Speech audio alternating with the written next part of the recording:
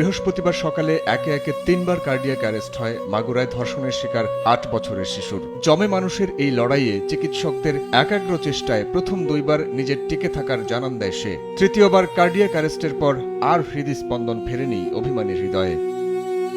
ঘৃণা, লজ্জা, অভিমানে জমে থাকা শ্বাস বুঝি চিরমুক্তি নিয়ে অসীমে মিলিয়ে গেছে।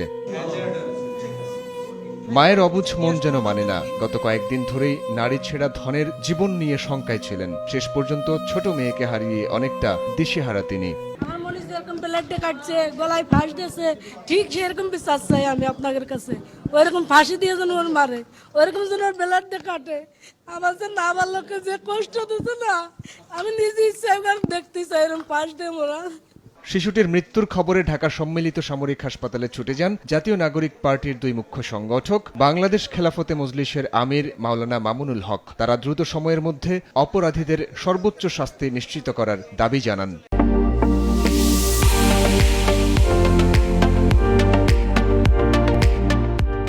পাঁচ 10 বছর আগে আমাদের বোন আসিয়ার মতো যারা ধর্ষণের শিকার হয়েছিল তাদের বিচারগুলো হতো, তাহলে আমাদের বোন আসিয়াকে আমাদের এভাবে হারাতে হতো না।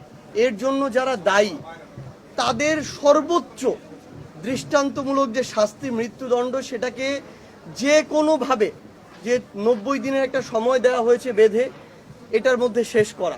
দাফন হওয়ার আগেই এক্ষুনি ধর্ষকদের বিচার কার্য সম্পন্ন হওয়া, এটাই ছিল আমাদের আবেগ। কিন্তু এরপরেও আমরা আইনের যে বাধ্যবাধকতা রয়েছে সেই সময়টুকু আমরা সরকারকে দিতে চাই। সংকটাপন্ন অবস্থায় গত 7 মার্চ রাতে ঢাকা মেডিকেল কলেজে লাইফ সাপোর্টে থাকা শিশুটিকে উন্নত চিকিৎসার জন্য নেওয়া হয় ঢাকা সম্মিলিত সামরিক হাসপাতালে। নিষ্পাপ এক কোমল প্রাণকে বাঁচিয়ে তুলতে চলে সর্বোচ্চ চেষ্টা, কিন্তু শেষ পর্যন্ত বাঁচানো গেল না মাগুরার শিশুটিকে। সাইফুল রুদ্র, সময় সংবাদ, ঢাকা।